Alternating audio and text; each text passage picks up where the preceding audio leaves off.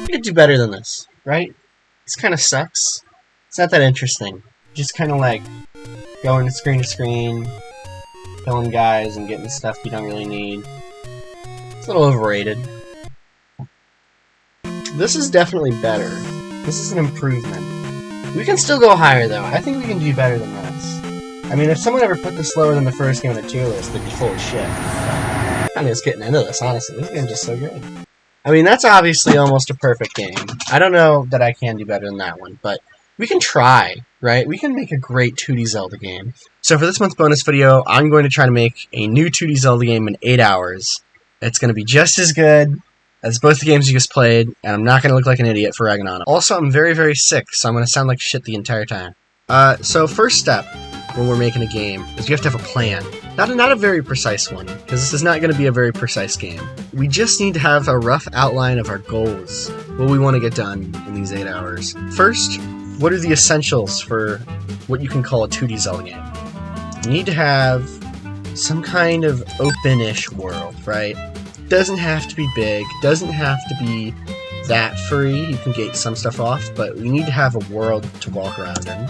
We need dungeons and puzzles in those dungeons, or a puzzle and a dungeon.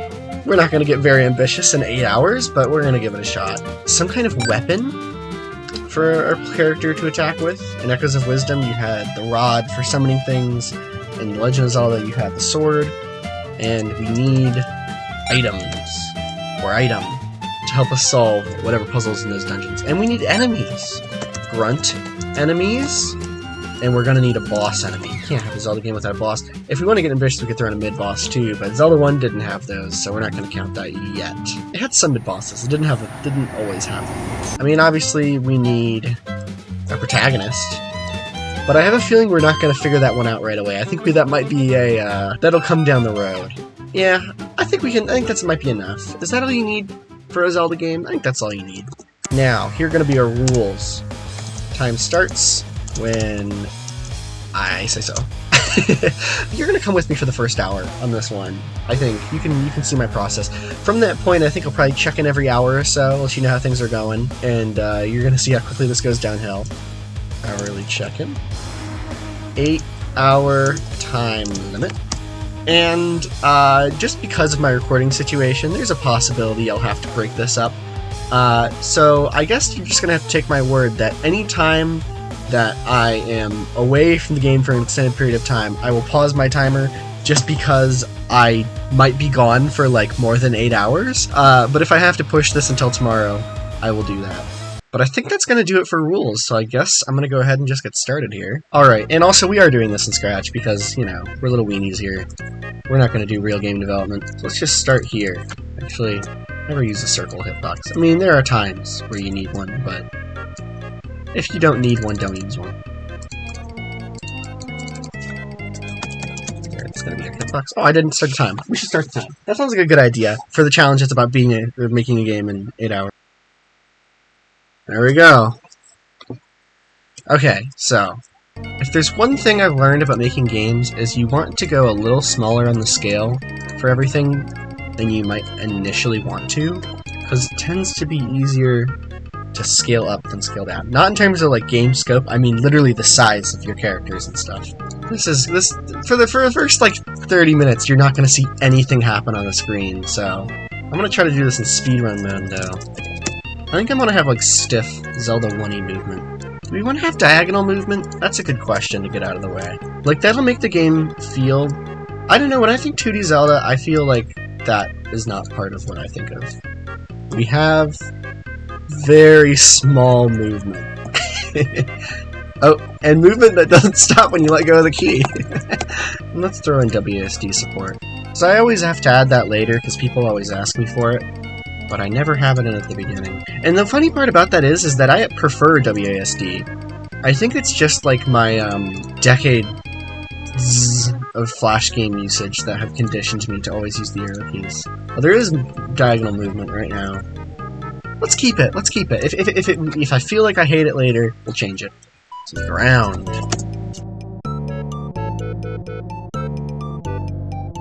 So things are going to be pretty simple for a while. It'll get out of hand pretty quickly, but...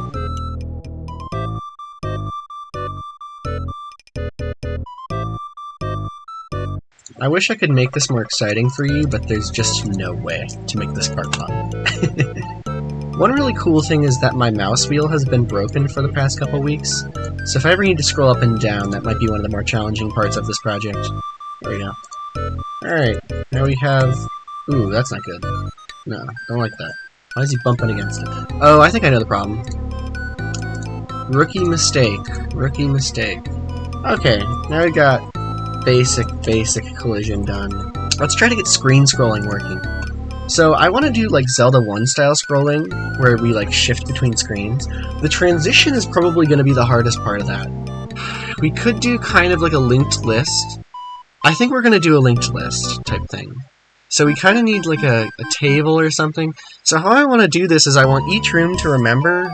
It's going to have like, what is my room ID? What's the ID of the room above me, to the right of me, below me, and to the left? It's weird. It's weird. I think here's what we're going to do. We're making a list. Room ID. Up, left, down. You don't need to do this, but I find that this... things tend to get a lot less messy if you do this. And just like have all of your like lists be built on startup, because if you don't, if you accidentally delete one of your lists, good luck, you're fucked. And let's say our next room is same thing but mirrored. So we want right room to go to left room to right room. So we set our room to 1 as we start in the first room.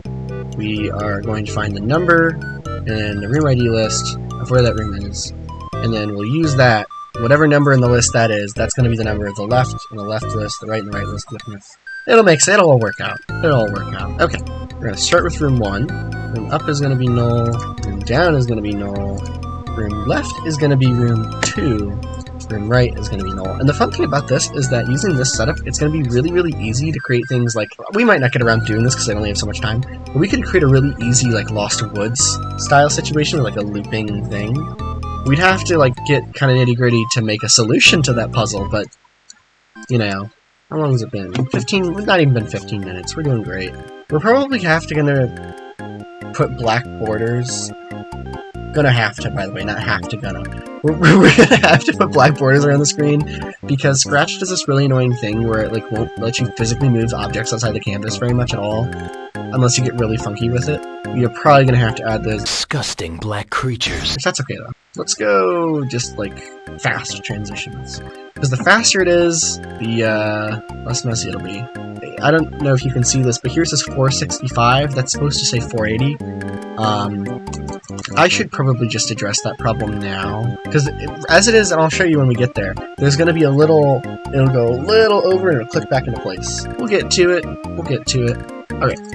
So, let's give this a shot. See how well it works. The answer's going to be not very well, just to spoil the event. It never works the first time. So, if this works correctly, we should move from this screen and go left. Our player character will be all effed up, but that's okay. Okay. Not perfect. I would say too fast. Don't know if you agree with that assessment. There were a lot of little issues there, but... Alright, take 2. Take 2. Better. Oh, now this is funny. I've used the list instead of the variable for room ID. So that was all kinds of messed up. There was so much wrong happening there. Take 3? 3? This is take 3, right? Still shitty. That should look a lot better. Take 4. Take 4. Oh, hey, you guys. That looked like a transition, but we're getting there. Let's see. This might be too slow, but we'll give it a shot. That seems about right to me. That's like Zelda 1 speed, approximately, right? Okay. That should fix our little snapback problem. Looks great. Looks pretty good. And we should be able to go back to the right. Nope. Nope. Not at all. Oh, I know the problem. We didn't update our current ID to the room we moved into. That'll do it. Take whatever. Beautiful. Gorgeous. We've already used 30 minutes and we're still here. Okay, I have a feeling this is going to work pretty damn well. I just feel good about this one. That looked good to me. And in fact, this is where I'm going to put a cutscene trigger, because in the event that we didn't make sure we were in a cutscene as like the exact frame, like if one frame after we trigger this room transition, we haven't figured out that we're in a cutscene yet, we will continue to trigger that cutscene over and over and over again. We will never even get to that point. We'll never escape. We'll just do it twice to make sure it happens. That's a very common technique. Do it twice to make sure it happens. I do a whole lot of doing that twice. I guess next we should make our map, right? Because, I mean, that seems like the next obvious step to me. Mechanic-wise, we seem pretty set. This is where I like to make my maps. Google Sheets. Okay, let's just start in the middle.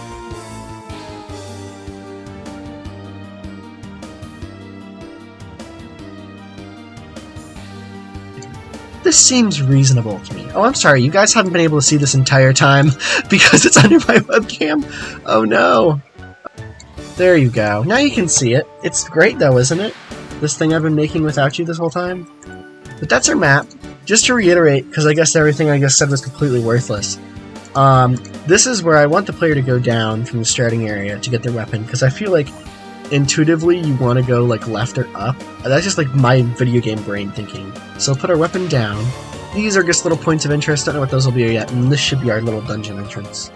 Keep it real simple. Okay, let's start building that world, I guess.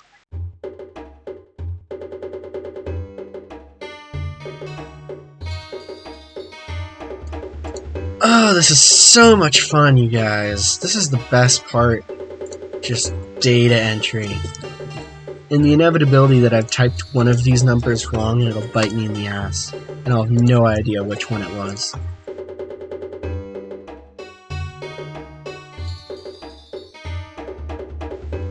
Okay. That should be all of them. Now, this part's gonna be similarly fun. I gotta make all those rooms. I'm gonna start by keeping them basic. That's all I have to say. That's all there was. How many rooms do we have? 17? Dear God. I have 17 rooms to make. Maybe I went a little big. At first I thought I was going small. Maybe this... No, 17 is manageable. 17 is manageable. We haven't even gotten to the dungeon yet, though. I'm not gonna lie, you guys. I'm really looking forward to when I can stop recording so I can actually listen to music while I make this. And this will be our dungeon entrance, so... Obviously, we'll have to put something in that room that takes us to the dungeon. But it is going to be a long time before we get there, let me tell you. We got hours ahead of us until that is even a glimmer in your eye. Okay, so, theoretically, and I mean very theoretically, we should now be able to at least walk around. So, this right here, this one is our current room, and this is the room we're walking into when we walk into a room. So, when we go to the right, it should say 4, and then both of them should turn into 4. Fantastic. 17. I'm just going to quickly check every room. I want to mess with that transition a little bit more, probably, because it still looks a little weird to me. Yeah, something definitely is off. It's just with the vertical one. The vertical transition is messed up. We can kind of open up these walls as well. We don't have to have tiny entrances. That was just something I did because it'll be easier to work off of. Because one important thing is we don't want the entrances and exits of 2 rooms that are connected to be mismatched in size, because then you might get stuck in a wall or something. That's going to be very messy. So to keep them all uniform, at least for now, we're probably going to keep them that way, to be honest. But I think especially for this open field, we can just cut all the walls out, because you want it to feel like one big room, not this like little segmented maze. Okay, next order of operations, or next in the order of operations, who knows? Well, actually, you know what? It's been about an hour. So I guess I am going to break for now, and I don't know, we still got such a basic system here, I'm probably going to check in pretty soon, probably in less than an hour, but I will keep you updated on what I do next. I'm not quite sure yet. 11 minutes later. Just checking in here briefly. I just got some basic enemy stuff done. You can place enemies now and they'll follow us around. I tried to make them a little more rigid than they needed to be, to kind of emulate how they feel in Zelda 1, where it like, feels a little bit random. But that's all I got for you. A few minutes later. Alright, it's been like another 10 minutes. I moved some stuff around on screen, because I realized the way I was doing it before was pretty stupid. So, now we've got... Uh-oh. We had collision with enemies. Now we don't have it. Let me fix it. Okay. Yeah, see? Now we got enemy collision. Got a little health bar down there, got some invincibility time. Of course, you can't actually die yet, and you also can't hurt it. but progress. One thing I've been thinking about that we gotta take care of pretty soon is figuring out what weapon we're gonna use. I don't have a very good idea of what I want to do. I think a whip sounds really fun, because it could be kind of dynamic. If you've ever played, like, Super Castlevania 4, I think it's called, the whip in that game has, like, real physics. They kind of brought it back for Smash Ultimate as well. I think it'd be really cool to try to do that. That's kind of ambitious, though. I think I'm gonna do, like, a cut-down version of that. We're gonna give it a shot. We're gonna try to do a whip. Let's try it a shot. Actually, okay, the more I think about it, I think I want to have, like, the whipping motion. Like, I want to have, like, a clear swing. Like, in Zelda, you just kind of go, like, you know? But I want to have, like, an arc. Like, an arc. I don't really know how to want to... I want to have a shorter weapon. Like a sword. But I want to have an arc. We'll give it a shot. A few moments later. Alright, I settled on something. It's chainsaw, right? That seemed obvious. I did make the range a little bigger, because right now it's really easy to get hit. But, I think this is kind of solidified that I do want to keep the diagonal movement, because, like, the kind of arc of the chainsaw, I made it so that, like, diagonals do affect it. It feels good to kind of, like, skate around these guys and, like, sweep them, like, in the corner like that. I think I'm gonna make that chainsaw a little bigger, though. It's too hard to hit as it is. Alright, so I went ahead and made that chainsaw bigger, and you can still press a button to swing it, but I thought it'd be interesting because I wanted to have, like, strafing, kinda. I made it so you can click to attack, and then that way you can kind of aim your direction. It's still that spammy click. I thought about making it so you could hold it and just, like, physically swing the mouse to move the chainsaw, but it seems kind of clunky, and then that also kind of removes the option to use the spacebar if you prefer this more, like, limited version of it. This makes the game a lot easier, and, like, less Zelda-y, for sure, but I think it's more fun to play this way, where you're just kind of, like, whacking at them and strafing. That seems more fun, right, doesn't it? I think we're gonna prioritize that. Alright, now you can actually hurt our enemy. It's bounced around a little bit, and he dies. Looks pretty shitty, though. We'll work on that. 20 minutes later. Alright, so it's been just about 2 hours since we've started. I added a little bit of, oomph to those enemy deaths. Ooh, that wasn't a very good one. Hold on. Try that one more time. There we go. That's a bit of a trail to the chainsaw. Not anything crazy. So it's been about 2 hours. I feel pretty good about my progress so far. As I get into the nitty-gritty, I'm less sure of what I want to do, so... I don't know. My confidence is still high, but I'm not so sure. 5 minutes later. I'm pleased to announce that I have created an incredible original new protagonist for us. A lot of care went into these animations. Really good stuff. Eventually. Alright, so I've made some decent progress since our last check-in. Kind of starting to nail down a look for this game. Might look like I've gotten more done than I have, just because it looks so different. All I've really done is draw on stuff. Obviously a very rough-looking aesthetic, but I think it kind of works for what we're going to have to go with here. We need to have something that we can make a lot of quickly, and this is definitely that. I want you to have to kind of sneak past this first enemy, and then in this room is where you're going to get your chainsaw. That should be pretty easy. I've already disabled the chainsaw, so it's just a simple toggle now. Right now, we're at 5:17:51 remaining, so we're doing pretty good on time, I think. And this is the part where I realize I left my recording software on for 3 hours. We are officially, and I mean over by a minute or two, halfway. I don't feel like this is halfway finished, but you know, you've seen all this stuff before. Didn't really change anything down there. But up here I've just been doing a whole lot of art stuff. Trying to get as much of this overworld finished as possible. I still don't really know what I want to do with this room over here, so I just kind of left it blank. It's a little empty, you might have noticed. That's what happens when you make a game in 8 hours. There's not that much to do. But you know, I tried a little bit. When you come over here, you have the entrance to the dungeon. I added that kind of top layer of graphics so you can have a little bit more depth. And over here, I wouldn't call it a secret per se, but it's not maybe immediately obvious that you can walk under this. And so I wanted to kind of hide maybe some kind of little collectible up here. I don't have that much to show for the past hour of work. It's really just all this art stuff. In terms of mechanics, I haven't had the time to really get cracking at it. Next priority, there's still a little bit of the overworld left to finish. We've got this little path back here, which I haven't really addressed yet. To be fair, I think I might wait to come back and work on this after the dungeon, maybe when we have a clearer idea of how we want the progression in this game to go. Because I don't want the player to be able to charge immediately into the dungeon once they get that chainsaw. I want to have some kind of vague quest we have to complete outside. even if it's really, really simple and quick. Like, let's be clear, if you know how to beat this game, I'm sure you're going to be able to beat it in less than 5 minutes. There's no doubt in my mind of that. Unless we had a really long credit sequence. So yeah, I think right now, what we're going to do is just jump right into the dungeon, and then finish that as quickly as possible. I gotta think of what item we're going to make. I have no idea, I've given almost no thought. Yeah, well, we have to... Let's go to the dungeon. Let's do the dungeon, and then what time we have left we'll use to flesh out the overworld, and decide how you're supposed to get in here. 1 eternity later. I lied. I didn't feel like working on dungeon stuff, so I just said a bunch of audio. So now we got music, got little sound effects and stuff. Here. I did work on this room. Some stuff in on there. Absolutely peak. I went for a very over-the-top explosion sound.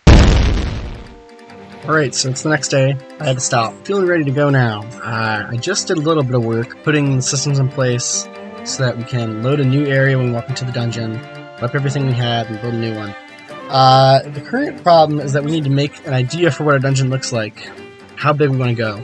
Right now, I have just under 3.5 hours left. I'm feeling real bad about time, you guys. No. What I've learned so far is that everything takes longer than you think it does. Which is something I already knew, but I've learned it even more, I guess. Current task is we need to build this dungeon. The timer's still going, by the way. I don't know. What does a good Zelda dungeon look like? There was a swastika once. That's true, look it up. Well, how big was our overworld? Our overworld felt manageable. I could make another one of those, because the dungeon's going to look a lot similar to the overworld, but I want to give each room a lot more purpose. Like this big desert up here, we probably need to do all of that. Like, it helps with the scale, but a lot of this was just kind of nothing. So we're going to enter at the bottom. We're just going to go up. This is going to be like our hub world room, kind of. So this is kind of going to be like our starting room, like you always have in a Zelda dungeon, just that room that has nothing in it, except for maybe like some torches on the wall, maybe like one key, and you just go straight forward. We're going to have to, let's say up is progress, because that just seems very intuitive, right? So let's say this is like a key maybe we need to get through here, or maybe there's like two, like, statues on the wall on each side, and like one of them has their eyes shut. We gotta perform some tasks on both sides. And then, how about we do one room, we're gonna do more like a combat thing, maybe just like, you walk into the room and you walk into like some pressure plate in the center or something, and then like 4 enemies spawn in each corner or something, or one in each corner. Probably gonna just stick with the enemy type we already have. In a good game it wouldn't be that way, but I just don't know that I have the time to do another enemy right now. 5, we're gonna put some kind of puzzle in here. I want this to be a basic puzzle that you don't use the item for yet. We'll try to do one simple puzzle. 4 equals combat, 5 equals baby puzzle. Just a good old baby puzzle, like a push the block type thing, you know, some Zelda What type shit. This is going to be kind of our next hub room. I think I want to do that kind of structure. Well, let's make a little trail, because trails are always good, right? Let's go 6. We want to have a little trail back here you have to go on. Maybe 6 is another kind of baby puzzle or combat room. Puzzle or baby combat. And then 7, this is where we're going to find our item. Actually, we've kind of inadvertently made the eagle dungeon. I don't know, hold on. I mean, it's not identical, but it's kind of close. It was closer in my head. So yeah, let's go, yeah, we'll do like a reverse pyramid type thing. So yeah, 6 and 7, that's where we'll go get our item. 7 equals item. 8 equals an item puzzle. So 9 equals easy room, just another one of those. 10, we're going to do another item puzzle. Yeah, actually, let's make it a heart. We can do that. 9 is going to be a useless room. We'll do that. 9 is a useless room, because there are a lot of those in Zelda 1. 10 is going to be our item puzzle for the boss key. And 11 is going to be your boss. Is it the simplest thing in the world? No. There's no other thought there. Wait, oh yeah, you can do these borders, right? So how many puzzles is this? Baby puzzle, item puzzle, item puzzle. 3 puzzles. I gotta come up with 3 puzzles. I have just over 3 hours to come up with 3 puzzles and make an entire dungeon. And a boss. And a boss. I hadn't even thought about the boss. And then we need a simple little ending and maybe some credits. There's no way I'm gonna get all that done in less than 3.5 hours. There's literally no way. Tomorrow! Alright, we're down to 3 hours and 10 minutes. All I've really gotten done since the last time I checked in is you can now enter dungeon. It's fully built out, but of course ugly and empty. And you can also leave the dungeon. And you have some really awesome layering issues there. Well, I'd say we had solved the ugly problem, but I don't actually think that's true. The point is that I have something on the screen now. Now here's the tough part, making it work. We kind of have to get that entrance room. We should probably put some torches or something in there. I'll probably do that. We need to put, like, statues or something in this room right at the top. I guess I could start on that. Okay, so I added the fire from that room we made earlier to the opening room. Just reuse that. And now I've got these 2 eye statues. So I have all the code for these done, but they're not going to actually work yet because we don't have puzzles. But when one puzzle is solved on the right side, the right hand should close. When the left puzzle is solved, the left hand should close. And once you have both, they'll both close, and the door will open. As you can see, the door is open by default right now. I guess my next objective is I want to make sure that door stays closed. And then we're going to start working on this little combat room to the left, which should be really simple. I think I'm just going to toss 4 enemies in there, play a little jingle, and then the left hand will shut. Something like that. Alright, I'm down to about 2 hours, 20 minutes now. I went ahead and knocked all this stuff out. Like I said, this one's just a really simple room. There's nothing real special about it. Left hand. This one I tried a little bit harder to make a real puzzle here. We've got this thing in the middle, which again, I'll give these things real textures and stuff if I have time. You can kind of see a breakable wall here if you look closely. Back on this thing, you can see it shoots a laser. So we stand in front of the wall and smack it. You can reach the switch. Really, really basic stuff, but that's all I really have time for.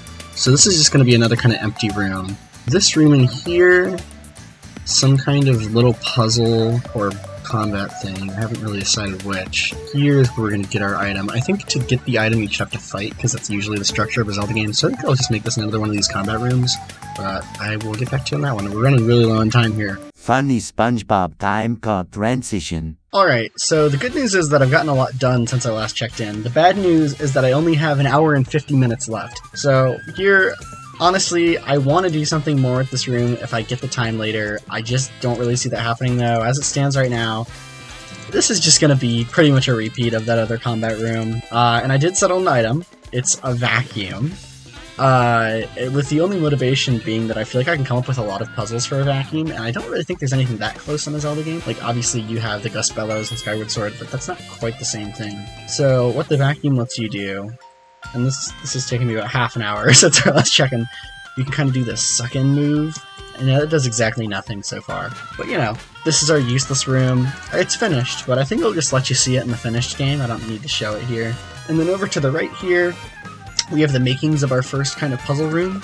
I do have a pretty clear idea of what I want this puzzle to be, but there's a lot of work that's going to go into it. So basically we're going to have some kind of like physics object here, probably just like a ball or something, and a switch up in this top left corner, and there's going to be a gate here. And the puzzle is that if you hit the switch with your chainsaw, and you can see it'll open the gate, but what you can do is suck up the ball and stand near the gate and bounce it off this wall to hit the switch, and then you can pass through before the gate closes. So I think that's a decent puzzle. It's not hard, it's not completely mindless, even if it is really easy, just kind of what we're going for. And then up here, this obviously is not finished. I do know also what this puzzle is going to be. I probably won't have it done before our next check-in, but I want this kind of ground to be filled with like some kind of like material, like fluff or sand or something.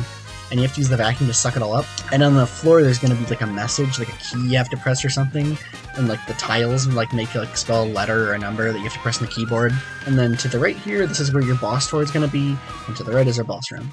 So we're in the home stretch here. We got a little over 1.5 hours still. I'm not feeling terrible about getting to the end. What I don't feel so great about is how much time I'm going to have to go back and kind of finish everything in the overworld that kind of I wanted to have that little quest. I'm kind of worried about my ability to do all of that. And if these puzzles take a really long time, I think we only might have like 1 hour or so to work on the boss and the ending, which haven't given that any thought. Obviously it's going to involve this like sucking ability somehow, but I don't know how yet. And the other problem with the boss is that it's probably going to need a lot of art assets. And I think one thing people might be surprised by watching this is you might have, I don't know how much you've been keeping track of how much time I've spent between each of these cuts, but easily what takes me the longest is making all these unique art assets, painting these rooms, drawing these stupid walls. It's not that I hate drawing it, but it takes a long time. I can program fast, but that's the struggle. It always has been the struggle for me. Next objective, let's finish this puzzle room. I'll probably check in after that, and then once we finish that, we'll go up and do that weird sand message room, and I'll get back to you. Okay, I gotta say, I'm actually pretty happy with how this one came out, this first puzzle. So, it's pretty much what I said. We got a switch and a gate. Can't get through the gate. We finally get our first use for the suck ability. It makes you a little bit bigger. And you can spit it out. It's really silly. We're gonna go like there. Oh, I was a little off. But it still worked out. And then once you pass the gate, it stays open, no matter what you do. So that's the first puzzle. I actually really like how that came out. I guess it's time to make the second one. A few moments later. You know what? I actually really like how this one came out too. So you walk in here, room's dark. I made it dark, so at first I didn't plan to do that. But the reason is that when you transition in, if you look closely, you can still see it. You can see the sand kind of appear, which kind of spoils the puzzle. So I put that little dark effect on so that's less obvious. And so you just kind of walk around sucking up all the sand, which is pretty fun to do. Obviously there are not thousands of particles in this room, but it like kind of looks like it, right? So yeah, if you suck up all this stuff, you'll notice there's this big P in the middle, and if you press P... So that's that puzzle. I said before I was going to do like a boss key or something. Honestly, I think I'm probably just going to leave it as, if you press P in this room, whatever door is over here will now be open. I think that's all I'm going to do, because there's only one way you can go, right? You have to go up, and then you have to go down, and you'll see, oh, that door's open now. So, the keys is kind of unnecessary. And this is our boss room, so we're very close to finished. That said, I only have an hour and 13 minutes to make the boss. So, good luck. Good luck me. 1, 2. Oh, hot man. Alright, so I didn't actually work on the boss, but the good news is that I pretty much finished everything else. So if you go over to the right here, previously this area was nothing. Now, it is completely worthless Lost Woods type area. No matter what you do, you will never leave unless you go to the left, and then you'll head back. I mentioned briefly at the beginning that it would be really easy to do a Lost Woods style thing with how I made this, and so it was an easy solution. Over here, now we kind of have an incentive to at least engage with these guys a little bit, because there's $1 right there. Now, if we head up here, I previously mentioned I need a collectible here. Now I've got another $1. Now, I didn't have like a great idea in mind for the third one, so I just kind of shoved it up here in the corner. It works. If I had more time, I'd do something better, but I don't. And here, we have a store, and for $3, which is as many dollars as we just found, we can get this key. And now if we head into the dungeon, you can see there's now a key door here, and if you have the key, you can unlock it. So, I've given a purpose to kind of using the entire overworld, and I've also finished up, in kind of a cheaty kind of way, all of those missing unfinished areas. So if we look at the list of things we absolutely have to do, we have to make it so you can die. For one, I keep forgetting to do that. Should have done that like 3 hours, 4 hours ago. We need to make the boss, we need to make an ending, and I really want to make a title screen if possible. And then, of course, you have to kind of just run over and do one more check, missing sound effects, music glitches, maybe add a music track for the boss, that kind of stuff. We have about 55 minutes left, roughly. So I'm actually not feeling terrible at this point. I need a good idea for the boss. That is definitely the biggest obstacle for me right now, is I have no clear idea. I definitely want to involve the breathing ability, because we haven't really used it much yet. I want to involve the sword. Maybe you have to like cut like an orb or a part of the body off of the boss, and then suck it up, and then launch it at the boss, and then they're vulnerable. That seems like a real Zelda boss, but that might be a little too much. Okay, here's an idea. The boss is some kind of creature that has, like, I want to say, like, Mr. Crab's eyes, but Mr. Crab's eyes just has, like, long eyes. I want, like, those eyes with, like, stems, and then, like, bulb at the end. But I want to have it kind of dangly eyes. And so it's going to do some, like, attacks and stuff, and at some point it'll slam down its face or something. Or maybe if you tack it enough... Oh, that's a better idea. Let's make it so it just has, like, a generic weak spot in, like, the center. Okay, a crab seems like a good idea. I think we're going to do a crab. It has pinchers on the sides that come down like this, and the head up here. And then maybe you have to like attack it in the mouth with the belly down here, and then it's going to fall over, and the two eyes are going to dingle down. And sort of like an Astrobot boss, you're going to have to like grab into the eyes with the suck thing, pull it back, and then let go to launch it. that takes out one eye, then you get the second eye, and then I guess he dies. It's ambitious. It's definitely ambitious. What does this crab boss look like? I could create a bunch of original assets, but I think it'd be funnier if I had like a photorealistic crab. It's more time effective right now. It's funny. This isn't a very serious game. I think I can make that work. Except for maybe the eyes. I don't know if I could find a realistic crab. I mean, if we look at a crab like this, right, I could take a picture, not this exact one probably, and just like slap some big ol' eyeballs on top of there. And that would be kind of fun, I guess. Or this one is even better right here, right? Because it's got these big long things. It's gonna be hard to do this well. Period. It's probably not going to be good. Okay, I think I'm gonna take a break, because it's been a while. I've been doing this for a long time today. I think I'm gonna take a break, and then later tonight, I'm gonna come back, use this last hour that I have, and you know what? I'm not gonna check in with you again. I think I'm just gonna go finish the game with this last hour I have, and then I guess I'll show you the finished product.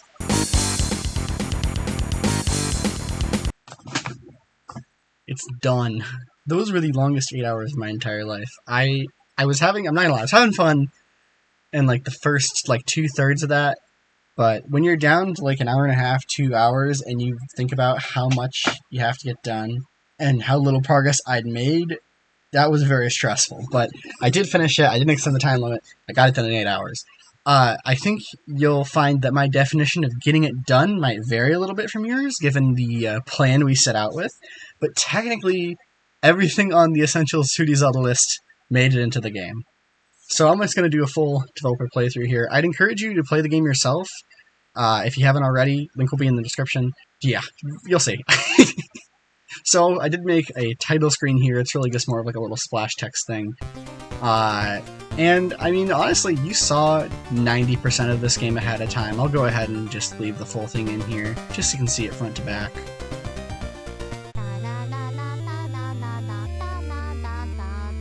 Now, of course, someone playing this for the first time probably wouldn't know to go straight down. So I'm probably going to burn through this a little faster than the average person, just because I know the order of what we need to get done, but even still, it's a very short game.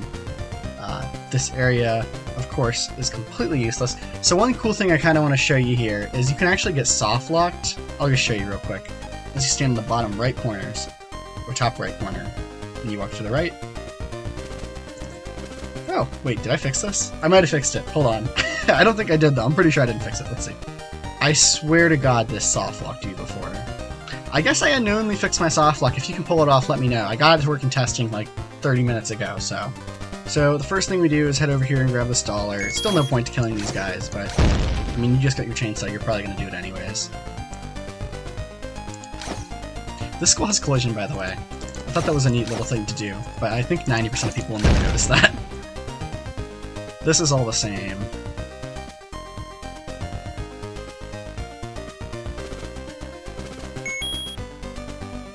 There's meaning to this, by the way. You can figure it out if you look at it long enough. Oh, that's right, we need the third coin still. Oh, and I did finish the death animation. I guess I should show you that, since I haven't done that before. It's really refined stuff. You can tell I had just so much time.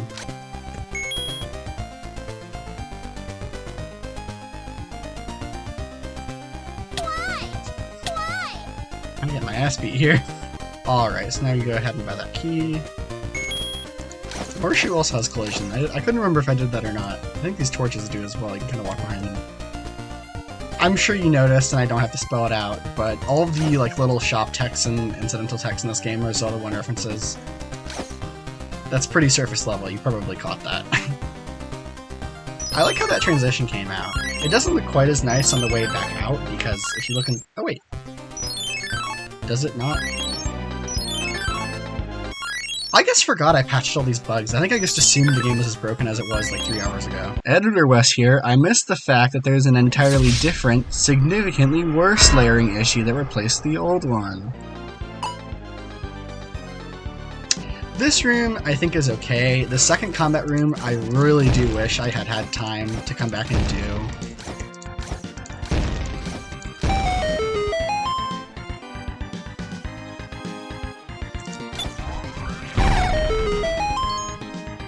that puzzle I think is actually still pretty good. I really liked it. I think that's my favorite part. The second puzzle, I don't know. I think my puzzles were pretty alright. I put a lot of thought into them, so... This room's terrible, I'll just admit. There's just, like, nothing to it. If I had more time, I think the first thing I would change is to add some new enemy or something in that room.